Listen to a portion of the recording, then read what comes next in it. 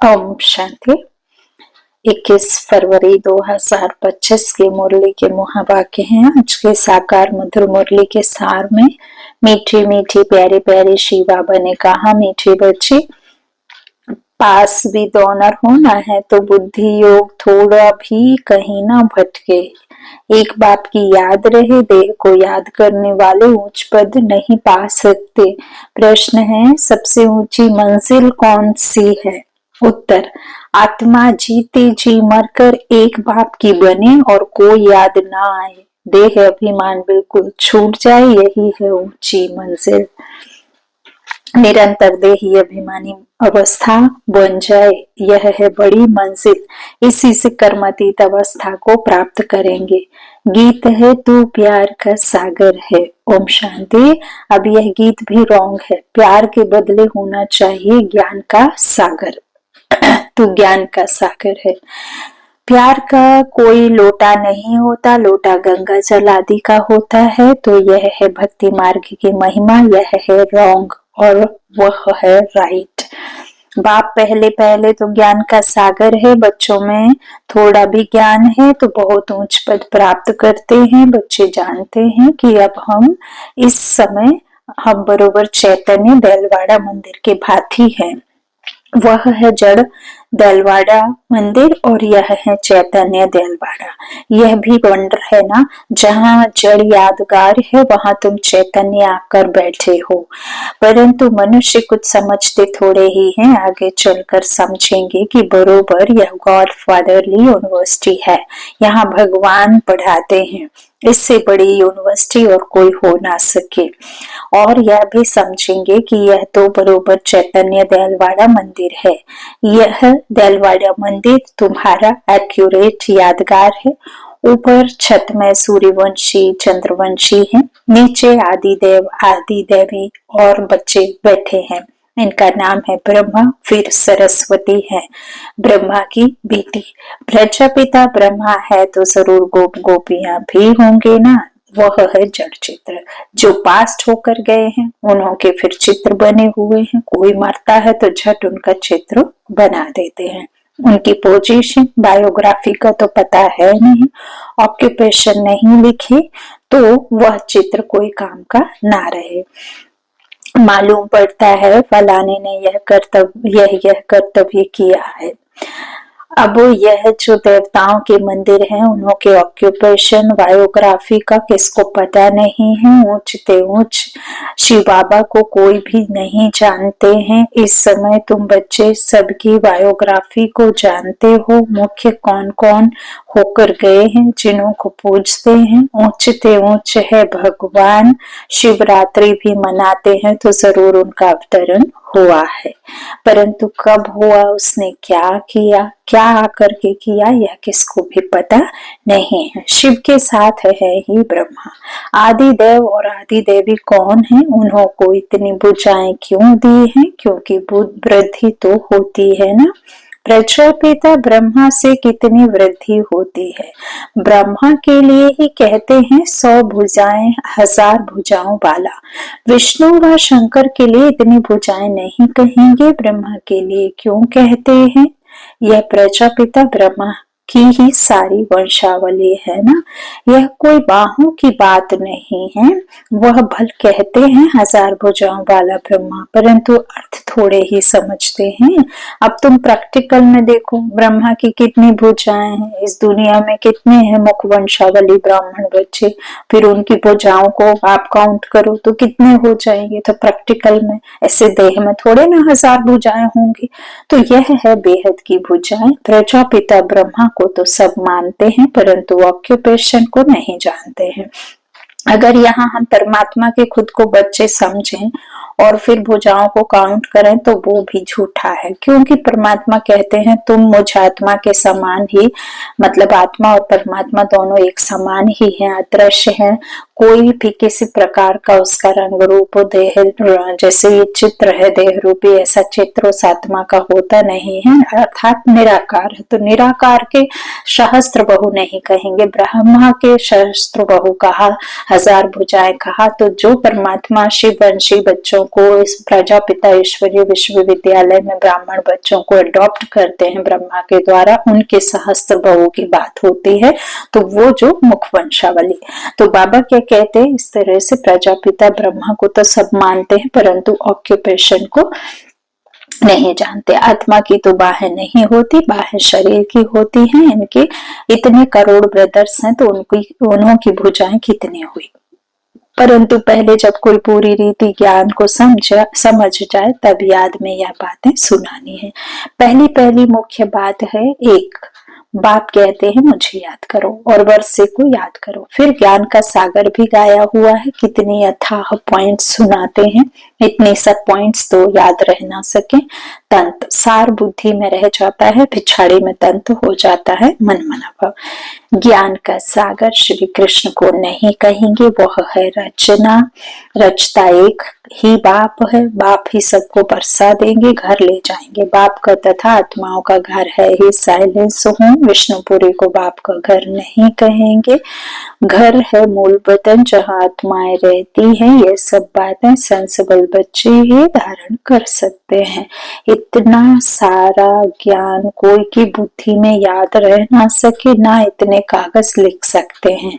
यह मुरलियां भी सबकी सब इकट्ठी करते जाएं तो इतने सारे हॉल से भी जास्ती हो जाएं। उस पढ़ाई में भी कितने ढेर किताब होते हैं। इम्तिहान पास कर लिया, तंत बुद्धि में बैठ जाता है। बैरिस्ट्री का इम्तिहान पास कर लिया, एक जन्म के लिए अल्पकाल सुख मिल जाता है, वह है विनाशी कमाई। तुमको तो यह बाप विनाशी कमाई कराते हैं भविष्य के लिए, बाकी जो भी गुरु गोसाई आदि हैं वह सब विनाशी कमाई कराते हैं। विनाश के नजदीक आते जाते हैं, कमाई कम होती जाती है। तुम कहेंगे कमाई तो बढ़ती जाती है, परंतु नहीं, यह तो सब खत्म हो जाना है। आगे राजाओं आदि की कमाई चलती थी, अभी तो वे भी नहीं है। तुम्हारी कमाई तो कितना समय चलती है तुम जानते हो। यह बना बनाया ड्रामा है जिसको दुनिया में कोई जानते नहीं है। तुम्हारे में भी नंबरवार हैं जिनको धारणा होती है, कई तो बिल्कुल कुछ भी समझा नहीं सकते। कोई कहते हैं हम मित्र संबंधियों आदि को समझाते हैं, वह भी तो अल्पकाल का हुआ ना। औरों को प्रदर्शनी आदि क्यों नहीं समझाते? पूरी धारणा नहीं है। अपने को मियाँ मिट्ठू तो नहीं समझना है ना। मियाँ मिट्ठू तो सिवाय बाप के संसार में कोई दूसरा हो ही नहीं सकता, तो अपने को तो कभी नहीं समझना। सर्विस का शौक है तो जो अच्छी रीति समझते हैं समझाते हैं उनका सुनना चाहिए। बाबा कहते बाप उच्च पद प्राप्त कराने आए हैं तो पुरुषार्थ करना चाहिए ना, परंतु तकदीर में नहीं है तो श्रीमत भी नहीं मानते हैं, फिर पद भ्रष्ट हो जाता है।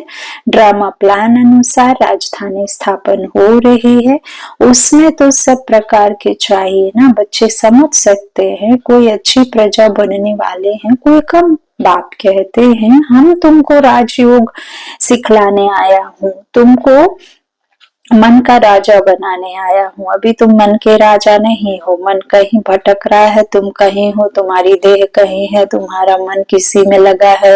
हाँ, तो ये बाबा कहते तुमको राजाओं का राजा बनाने के लिए सबसे पहले मन का राजा बनना है। तो मैं राजयोग सिखलाने आया हूँ। बेलपाड़ा मंदिर में राजाओं के चित्र है ना, जो पूज्य बनते हैं वही फिर पुजारी बनते हैं। राजा रानी का मर्तबा तो ऊंच है ना, फिर वाम मार्ग में आते हैं तब भी राजाई अथवा बड़े बड़े साहूकार तो हैं। जगन्नाथ के मंदिर में सबको ताज दिखाया है, प्रजा को तो ताज नहीं होगा। ताज वाले राजाएं भी विकार में दिखाते हैं। सुख संपत्ति तो उन्हों को बहुत होगी, संपत्ति कम जास्ती तो होती है। हीरे के महल और चांदी के महलों में फर्क तो होता है।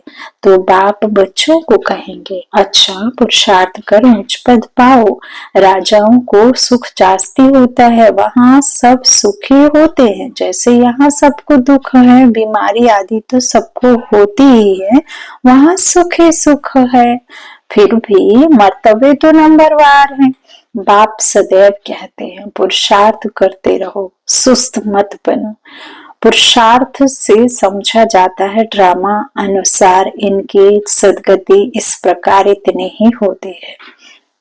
अपनी सदगति के लिए श्रीमत पर चलना है। टीचर के मत पर स्टूडेंट ना चले तो कोई काम के नहीं। नंबरवार पुरुषार्थ अनुसार तो सब है। अगर कोई कहते हैं कि हम यह नहीं कर सकेंगे तो बाकी क्या सीखेंगे। सीख कर होशियार होना चाहिए। जो कोई भी कहे यह समझाते तो बहुत अच्छा है, परंतु आत्मा जीते जी मरकर एक बाप की बने और कोई याद ना आए, देह अभिमान छूट जाए, यह है ऊंची मंजिल। सब कुछ भूलना है, पूरी देही अभिमानी अवस्था बन जाए, यह बड़ी मंजिल है। वहां आत्माएं हैं ही अशरीरी, फिर यहाँ आकर देह धारण करती हैं। अब फिर यहाँ इस देह में होते हुए अपने को अशरीरी समझना है। ये प्रैक्टिस हमें यहाँ ही करनी है। यह मेहनत बड़ी भारी है। अपने को आत्मा समझ कर मतीत अवस्था में रहना है। सर्प को भी अक्ल है ना, पुरानी खाल छोड़ देते हैं तो तुमको देह अभिमान से कितना निकलना है। मूल वतन में तो तुम ही हो देही अभिमानी। यहाँ देह में होते अपने को आत्मा समझना है। देह अभिमान टूट जाना चाहिए। कितना भारी इम्तिहान है। भगवान को खुद आकर पढ़ाना पड़ता है। ऐसे और कोई कह ना सके कि देह के सब संबंध छोड़ मेरा बनो। अपने को निराकार आत्मा समझो। कोई भी चीज का भान ना रहे। माया एक दो की देह में बहुत फंसाती है। इसलिए बाबा कहते हैं इस साकार को भी याद नहीं करना है। ब्रह्मा बाबा को भी याद नहीं करना है। ब्रह्मा बाबा के अंदर बैठी उस महाशक्ति को याद करना है, जिससे फिर तुम्हें बल मिलेगा। बाबा कहते तुमको तो अपनी देह को भी भूलना है। एक बात को याद करना है। इसमें बहुत मेहनत है। माया अच्छे बच्चों को भी नाम रूप में लटका देती है। यह आदत बड़ी खराब है। शरीर को याद करना यह तो भूतों की याद हो गई।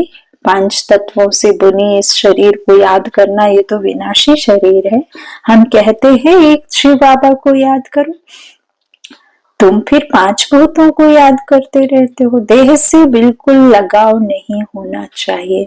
ब्राह्मणी से भी सीखना है, ना कि उनके नाम रूप में लटकना है। देही अभिमानी बनने में ही मेहनत है। बाबा के पास भलचाट बहुत बच्चे भेज देते हैं, परंतु बाबा उस पर विश्वास नहीं करता है। कोई तो कहते हैं हम शिव बाबा के सिवाय और किसको याद नहीं करते, परंतु बाबा जानते हैं पाई भी याद नहीं करते हैं। याद की तो बड़ी मेहनत है। जब परमात्मा की याद आती है और जो परमात्मा की याद में रहते हैं वो बाप समान आप समान बनते हैं और बनाते भी हैं। और फिर उनकी रॉयल चाल, रॉयल बोल, रॉयल उनकी सोच सब कुछ बदली होनी चाहिए ना। तो बाबा कहते याद की तो बड़ी मेहनत है। कहाँ ना कहाँ फंस पड़ते हैं। देहधारी को याद करना यह तो 5 भूतों की याद है। इनको भूत पूजा कहा जाता है। भूत को याद, बाबा कहते भूत को याद करते हैं। यहाँ तो तुमको एक शिव बाबा को याद करना है। पूजा की तो बात नहीं है। भक्ति का नाम निशान गुम हो जाता है, फिर चित्रों को क्या याद करना है। वह भी मिट्टी के बने हुए हैं। बाप कहते हैं यह भी सब ड्रामा में नोंद है। अब फिर तुमको पुजारी से पूज्य बनना है। बनाता मैं हूँ। कोई भी शरीर को याद नहीं करना है सिवाय एक बात के। आत्मा जब पावन बन जाएगी तो फिर शरीर को भी पावन मिलेगा। अभी तो यह शरीर पावन नहीं है। पहले आत्मा जब सतो प्रधान से सतो रजोतमो में आती है तो शरीर भी उस अनुसार मिलता है। अभी तुम्हारी आत्मा पावन बनती जाएगी, लेकिन शरीर अभी पावन नहीं होगा। यह समझने की बातें हैं। यह पॉइंट्स भी उनकी बुद्धि में बैठेंगे जो अच्छी रीति समझ कर समझाते रहते हैं। सतो प्रधान आत्मा को बनना है। बाप को याद करने की ही बड़ी मेहनत है। कईयों को तो जरा भी याद नहीं रहती। पास विद ऑनर बनने के लिए बुद्धि योग थोड़ा भी कहीं ना भटके, एक बाप की ही याद रहे। परंतु बच्चों का बुद्धि योग भटकता रहता है। जितना बहुतों को आप समान बनाएंगे उतना ही पद मिलेगा। देह को याद करने वाले कभी उच्च पद पा ना सके। यहाँ तो पास विद ऑनर होना है। मेहनत बिगर यह पास के पद कैसे मिलेगा। देह को याद करने वाले कोई पुरुषार्थ नहीं कर सकते। बाप कहते हैं पुरुषार्थ करने वाले को फॉलो करो। यह भी पुरुषार्थ ही है ना ब्रह्मा बाबा। यह बड़ा विचित्र ज्ञान है। दुनिया में किसको भी पता नहीं है, किसकी भी बुद्धि में नहीं बैठेगा कि आत्मा की चेंज कैसे होती है। यह सारी गुप्त मेहनत है। बाबा भी गुप्त है। तुम राजाई कैसे प्राप्त करते हो। लड़ाई झगड़ा कुछ भी नहीं है, ज्ञान और योग की ही बात है। हम कोई से लड़ते नहीं हैं। यह तो आत्मा को पवित्र बनाने के लिए मेहनत करनी है। आत्मा जैसे जैसे पतित बनती जाती है तो शरीर भी पतित लेती है। फिर आत्मा को पावन बनकर जाना है। बहुत मेहनत है। बाबा समझ सकते हैं कौन कौन पुरुषार्थ करते हैं। यह है शिव बाबा का भंडारा। शिव बाबा के भंडारे में सर्विस करते हो। सर्विस नहीं करेंगे तो पैसे का पद जाकर पाएंगे। बाप के पास सर्विस के लिए आए और सर्विस नहीं की तो क्या पद मिलेगा।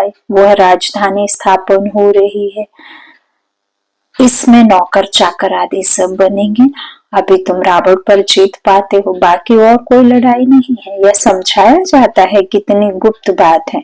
योग बल से विश्व की बादशाही तुम लेते हो। तुम जानते हो हम अपने शांति धाम के रहने वाले हैं। तुम बच्चों को बेहद का घर ही याद है।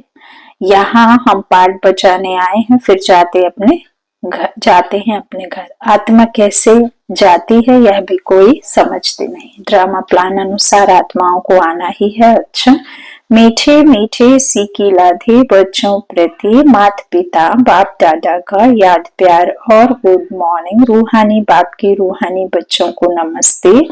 हम रूहानी बच्चों की रूहानी माता पिता बाप दादा को याद प्यार और गुड मॉर्निंग। धारणा के लिए मुख्य सार। पहला बाबा ने कहा किसी भी देहधारी से लगाव नहीं रखना है।